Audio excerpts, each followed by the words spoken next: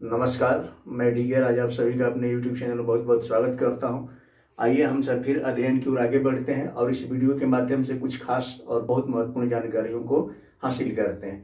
तो मैं आज आपको अपने इस वीडियो में बताने चल रहा हूं भारत की भूमि, और भारत की भूमि के रूप में हम लोग अध्ययन करेंगे संसाधन। चूंकि अभी लगातार हम लोग कई वीडियो में अध्ययन करते हैं संसाधन के बारे में और इसमें भी वही अध्ययन करते रहेंगे। तो मैं आपको बता रहा हूं कि संसाधनों के बारे में मैंने बताया था कि संसाधन किसे कहते हैं। जैसे हम विभिन्न तरह के वस्तु या पदार्थ का उपयोग करते हैं, ठीक है, हम अपने दैनिक जीवन में या हम अपने जीवन में चाहे जिस तरह की भी वस्तुओं का प्रयोग करते हैं वह वस्तु हमारे लिए संसाधन है। अब मैं आपको बता रहा हूं कि हम भूमि का भी उपयोग करते हैं, तो भूमि हमारे लिए संसाधन है, लेकिन बाकी अन्य संसाधनों की अपेक्षा भूमि हमारे लिए सर्वाधिक महत्वपूर्ण संसाधन है। तो हम लोग अध्ययन करेंगे कि आखिर कैसे भूमि हमारे लिए संसाधन है, भूमि की विशेषता क्या है। तो एक एक करके हम भूमि से संबंधित जुड़े हुए सभी संसाधनों का अध्ययन करेंगे। तो चलिए मैं आपको बता रहा हूं भूमि संसाधन के बारे में, ठीक है। सबसे पहले मैं आपको ये दिखा दूं कि भूमि संसाधन मौलिक संसाधन है। ध्यान रखना, मौलिक संसाधन हमारे लिए बहुत महत्वपूर्ण है, हमारे जीवन के लिए बहुत महत्वपूर्ण है, इसलिए मौलिक है, ठीक है।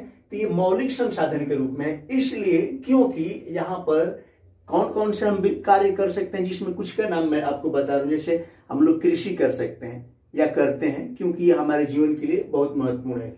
वानिकी यानी वन से संबंधित जो भी चीजें होती है उसको हम लोग यहीं से, कहां से, तो भूमि से हम प्राप्त करते हैं या भूमि पर ही वो अपने कार्यों का निष्पादन करते हैं। पशु चारण का कार्य होता है, पशु पालन करते हैं, पशुओं को चराते हैं, उनके चारे पानी की व्यवस्था करते हैं।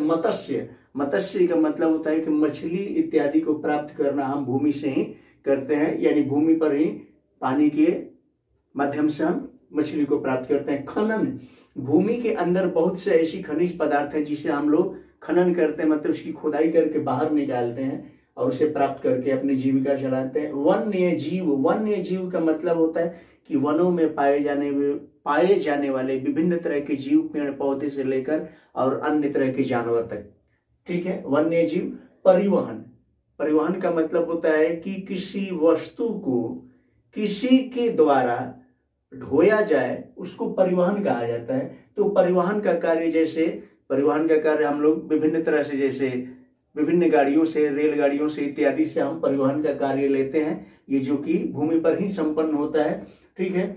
और साथ ही साथ मैं आपको बता रहा हूं संचार का मतलब शायद आप जानते होंगे।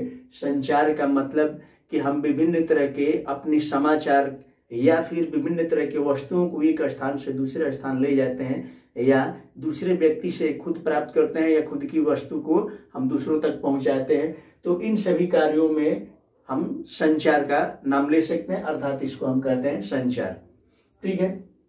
तो ये सारी क्रियाएं यानी कृषि, वानिकी, पशुचारण, मत्स्य, खनन, वन्य जीव, परिवहन, संचार आदि जो क्रियाएं हैं वो संपन्न होती है कहाँ, भूमि पर। इसलिए भूमि हमारे लिए बहुत महत्वपूर्ण संसाधन है। आगे हम अध्ययन करते हैं कि भूमि हम 3 रूपों में पाते हैं, ठीक है। भूमि हम 3 रूपों में पाते हैं, पर्वत, पठार और मैदान के रूप में। आइए अध्ययन करते हैं कि हम इसका और गहनता से जान लें। सबसे पहले मैं आपको बता रहा हूं मैदान के बारे में मैं बता दे रहा हूं, क्योंकि अभी थोड़ी सी हंसी वाली बात ये हो जा रही है कि जैसे ही मैदान का नाम लिया जाता है, ये छोटे बच्चों को जब पढ़ाया जाता है, मैंने कई बार देखा है छोटे बच्चों को पढ़ाते हुए, जब भी मैदान का नाम लिया जाता है तो बच्चे पता नहीं क्यों हंसना शुरू कर देते हैं। शायद उनके समझ में पता नहीं क्या आता है। जैसे मैदान का नाम लिया जाता है, शायद आप समझ रहे हो कि आखिर वो क्या समझकर और इस शब्द पर हंसते हैं। तो मैदान, चूंकि बच्चे बोलचाल की भाषा में या लोगों की द्वारा सुनी हुई बातें उनकी समझ में आ जाती है उस समय, कि जैसे कोई मित्र होता है, अपने मित्र से कहीं शाम या सुबह के समय में साथ लेकर जाता है, बोलता है कि चलिए थोड़ा घूम लिया जाए, सुबह सुबह या शाम के समय मित्र पूछता है कहाँ जाना है, तो चलिए थोड़ा सा मैदान हो लिया जाए।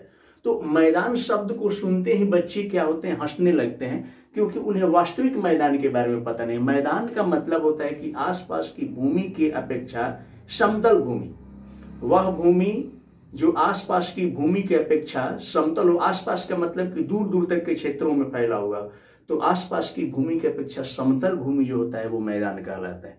और बच्चे कुछ अलग समझ जाते हैं, हालांकि समय के हिसाब से उस नाम को हम लोग जानते हैं मैदान। ठीक है, तो अब मैं आपको बता रहा हूं, थोड़े से कुछ चंद मिनटों के लिए मैं बता दूं कि हम लोग मैदान शब्द का प्रयोग करते हैं जब हमें पिखाना जाना होता है। पिखाना को मैदान लोग कहते हैं। ठीक है, तो मैं आपको बता रहा हूं इसका अलग अलग नाम भी हो जाता है चंद मिनटों में। जैसे अगर हम बेहतर एक सुंदर सा कमरा बना दें और उस कमरे में पिखाना करने की व्यवस्था कर दें, तो उस स्थिति में किए गए पैखाना को हम क्या कहते हैं? लैट्रिन कहते हैं। ठीक है, उसको लैट्रिन रूम अर्थात लैट्रिन का नाम दिया जाता है। वहीं खुले फील्ड में, खुले स्थान पर अगर हम जाते हैं पैखाना करने तो उसको मैदान कहते हैं। अगर वहीं संयोग से हम किसी जंगलात एरिया में चले जाएं जहाँ की छोटे मोटे घास फूस और झाड़ियाँ इत्यादि हो, तो वहाँ जब हम पैखाना करने जाते हैं झाड़ियों के किनारे पर, तो उसको लोग झाड़ा बोल लेते हैं। ठीक है, और मैं आपको बता रहा हूँ कि वही चीज़ अगर गांव देहात की बात है, अगर कोई झोपड़ी के किनारे पर चला जाए, झोपड़ी के आड़े में अगर पैखाना कर दे, मतलब झोपड़ी की दीवारें जो होती है, टाटी होता है, ठीक है, उसकी दीवार को टाटी कहा जाता है जो घास फूस से बनाया जाता है। तो जब झोपड़ी की दीवार के आड़ में अगर कोई पैखाना कर देता है तो उसको टट्टी कहते हैं, इत्यादि ऐसे नाम है। तो इससे अब आप समझ रहे होंगे कि पैखाना आखिर को मैदान क्यों कहते हैं। अब हम क्या करते हैं, बता रहे हैं आपको कि मैदान का मतलब होता है कि आसपास की भूमि की अपेक्षा समतल भूमि मैदान कहलाता है। या फिर ये हम कह दें कि बरसात के समय नदियों द्वारा बहा कर लाई गई मिट्टियों से लगातार हर वर्ष या हर बार नदियों द्वारा बहा कर लाई गई मिट्टियों से जो भूमि का रूप निर्माण होता है वो कहलाता है मैदान। ठीक है, तो नदियों द्वारा बहाकर जो मिट्टियां लाई गई होती है लगभग वो समतल होता है और वैसे मैदान कहा जाता है, जिसे मैदानी क्षेत्र भी कहा जाता है। ठीक है, तो मैदान मतलब एक समतल भूमि, मान के चलिए लगभग थोड़ा सा उबड़ खाबड़ तो होगा ही, समतल भूमि को हम लोग क्या कहते हैं? मैदान। मैं बता रहा हूं आपको, मैदान। ठीक है, अब इसमें क्या होता है मैं आपको बता दूं कि पूरी धरती पर, अगर पूरी धरती ने, मैं पूरी पृथ्वी के नाम ले लूं, पूरी पृथ्वी पर हम सभी को ज्ञात है कि पूरी पृथ्वी पर लगभग 4 हिस्से में से 3 हिस्सा जो है वो है जल, और महज अर्थात मात्र 1 हिस्सा, यानी पूरी पृथ्वी को अगर 4 टुकड़ों में बांटा जाए तो इसका 3 हिस्सा जल है और 1 हिस्सा भूमि है। ठीक है, भूमि और ये है जल। उसी आधार पर अगर मैं ये कह दूं कि इतने भूमि को, इस क्षेत्र की भूमि को अगर एक अलग बोले में हम लोग समझ लें तो इसका लगभग पूरे इस इतने दूर की भूमि को अगर यहां बोले में हम लेते हैं तो इसमें क्या हो जाता है कि 43% भूमि जो है वो मैदान के रूप में पाया जाता है। 43% यानी लगभग आधा, थोड़ा सा आधा से कम कर लें हम। ठीक है, लगभग ये है मैदान। ठीक है, मैदानी क्षेत्र है। आगे मैं आपको बता रहा हूं कि इसमें मैदानी क्षेत्र में होता क्या है कि जैसे कृषि कार्य होते हैं, साथ ही साथ उद्योग रहते हैं।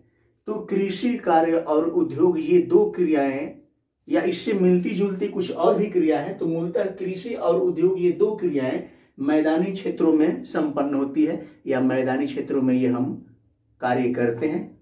ठीक है, तो अब हम समझ गए कि लगभग ये 43% भाग, पूरे भूमि का 43% भाग मैदान के रूप में पाया जाता है धरती पर। चलिए आगे मैं बता रहा हूं, अब है पठार।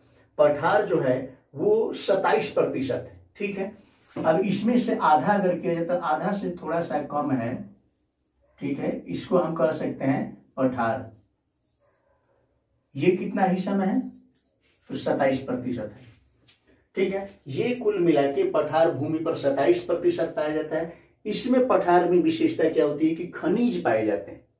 पठार में ही हमें खनिज प्राप्त होते हैं, जीवाश्म प्राप्त होते हैं। जीवाश्म का मतलब होता है जीवों के मरने के बाद जो उसका अंश मिले, चाहे वो किसी भी तरह का जीव हो सकता है, ठीक है, चलने फिरने वाला या नहीं चलने फिरने वाला। जैसे मान लो कि मनुष्य भी मर सकते हैं, उसके अंश इसमें प्राप्त हो, या फिर विभिन्न तरह के प्राचीन समय की विभिन्न जीव हो वो, या फिर पेड़ पौधे इत्यादि। ये क्या होते हैं कि पठार के अंदर ही, यानी पठारी क्षेत्रों में पाए जाते हैं जीवाश्म। ईंधन, ईंधन का मतलब होता है कि जिसको हम जलाकर या उपयोग करके हम ऊर्जा प्राप्त करते हो, या फिर हम ऊष्मा उत्पन्न करते हो, ताप प्राप्त करते हो इत्यादि, ये ईंधन है। वनस्पति, ठीक है, वनस्पति के रूप में मैं यहां बता रहा हूं वन संपदा।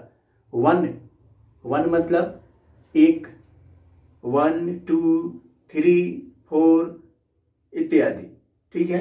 तो वन संपदा, 2 संपदा, 3 संपदा, 4 संपदा इत्यादि जी नहीं, बल्कि वन मतलब होता है पेड़ पौधे।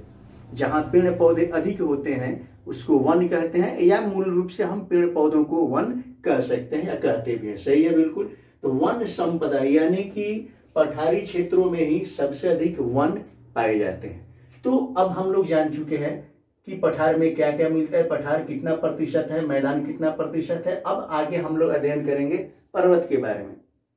तो मैं आपको बता दूं कि पर्वत जो है, पूरे ये जो बचा हुआ क्षेत्र है ये है पर्वत, और ये लगभग 30% क्षेत्र में पाया जाता है। भूमि के, यानी भूमि के जो कुल क्षेत्र है, मैदान, पठार और पर्वत, तो पर्वत के रूप में 30% पाया जाता है। यहाँ पर क्या मिलता है, मूलतः 12मासी नदियां पाई जाती है और पर्यटन पाए जाते हैं। पहले मैं बता रहा हूँ 12मासी नदियां। 12मासी नदियां का मतलब ये नहीं कि हर, मतलब 12 महीने, ठीक है, 12 महीने होते हैं 12मासी का मतलब।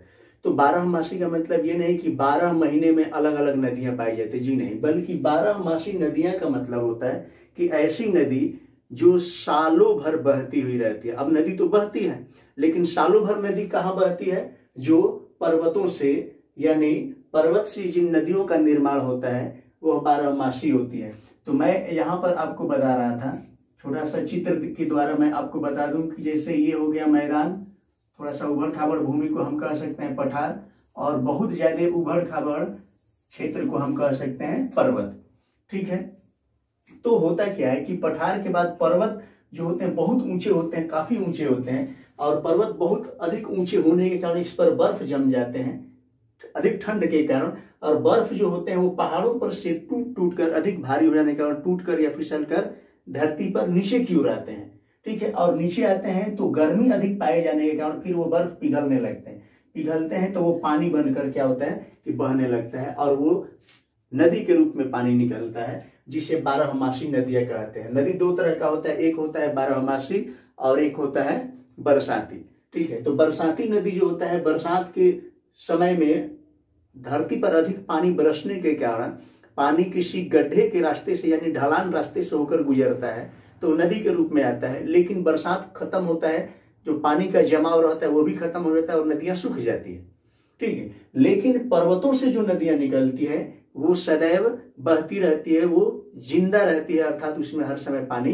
भरा रहता है। तो पर्वतों से 12मासी नदियां निकलती है। साथ ही साथ पर्यटन को मैं आपको बता दूं, पर्यटन का मतलब होता है कि जैसे आप अगर किसी जगह पर घूमने जा रहे हो, ऐसा जगह जो बहुत सुंदर जगह हो, जिसे कि देखने में बहुत आनंद आता हो, अच्छा लगता हो, मनमोहक जगह हो, और वैसी जगह पर जब हम घूमने जाते हैं तो हम वहां जाने की वजह से हम क्या हो जाएंगे, पर्यटक, हम कहलाएंगे पर्यटक। मतलब कोई व्यक्ति घूमने जाता है तो उस व्यक्ति को कहा जाता है पर्यटक, और जिस जगह को देखने जाता है, जिस स्थान पर वो घूमने जाता है वह जगह हो जाता है पर्यटन, ठीक है।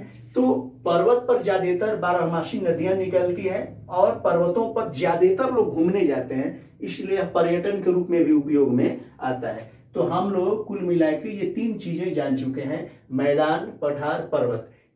अगर प्रश्न हमारे लिए आता है तो हम आसानी से बता सकते हैं, और साथ साथ ये भी बता सकते हैं कि मैदान पूरी धरती पर 43% है, पठार 27% है, और पर्वत 30% है। आगे हम जानने की कोशिश करेंगे और वो होगा मृदा। ठीक है, मैं आपको मृदा के बारे में बताऊंगा। तो चलिए आगे अध्ययन करते हैं हम लोग मृदा के बारे में। मृदा का मतलब मुर्दा नहीं, मुर्दा, लाश, शव इत्यादि वो अलग चीजें हैं। मैं यहाँ पर आपको मृदा के बारे में बता रहा हूँ। मृदा का मतलब होता है भूमि का ऊपरी परत। ध्यान रखिएगा, भूमि में अर्थात भूमि में और मृदा में अंतर होता है। भूमि को ही मृदा कहते हैं, लेकिन मृदा किसे कहेंगे कि भूमि की ऊपरी महीन पतली परत, अर्थात अगर ये भूमि है तो भूमि की सबसे ऊपरी परत जो होगी, जो मुलायम होगी, ठीक है, मतलब चट्टानों के टूटने फूटने से बनी होंगी इसलिए वो मुलायम होंगी, और एक पतली परत भूमि की, धरती के ऊपर एक पतला सा परत पाया जाता है, वही परत कहलाता है मृदा। मृदा का निर्माण जो होता है वो एक बहुत धीमी प्रक्रिया है। तो धीमी प्रक्रिया इसलिए है क्योंकि कई हजार वर्ष लग जाते हैं मृदा के निर्माण में, परंतु वो भी मृदा पूर्ण रूप से नहीं होता है, वो बहुत अल्प मात्रा में धीरे धीरे मृदा बनता है। तो होता क्या है कि विभिन्न तरह के चट्टानों के टूटने फूटने और सड़ने से मृदा का निर्माण होता है। साथ ही साथ कि चट्टानों के टूटने फूटने से और सड़ने से तो होता ही है, लेकिन उसमें विभिन्न तरह के अन्य जीवों के सड़े गले अवशेष मिल जाने से भी मृदा का निर्माण होता है। तो आप मृदा के बारे में समझ रहे होंगे कि मृदा का निर्माण किससे होता है। तो यह निर्माण बहुत धीमी प्रक्रिया, चट्टानों के टूटने फूटने और जीव जंतुओं के सड़े गले अवशेष के आपस में मिश्रित हो जाने से मृदा का निर्माण होता है। मैं दूसरी और विशेषता बता दूं कि मिट्टी की पतली ऊपरी परत, मृदा किसे कहते हैं, तो धरती की जो मिट्टी है, धरती पर जो मिट्टी पाया जाता है उस मिट्टी की सबसे ऊपरी परत, सबसे ऊपरी परत जो होता है, जो पतला होता है, उसको क्या कहते हैं, मृदा कहते हैं। और यह मृदा क्या है कि परितंत्र का महत्वपूर्ण घटक है, परितंत्र का महत्वपूर्ण घटक है मृदा। ठीक है, अब अध्ययन करते हैं। वीडियो काफी लंबा हो चुका है, तो चूंकि इतना हम लोगों ने अध्ययन किया है, ठीक है, और इससे हमारे बहुत से प्रश्नों का आंसर प्राप्त हो जाएगा। इसके बाद फिर हम अगले संसाधन का अध्ययन करेंगे अगले वीडियो में। तब तक के लिए जय हिंद, जय भारत।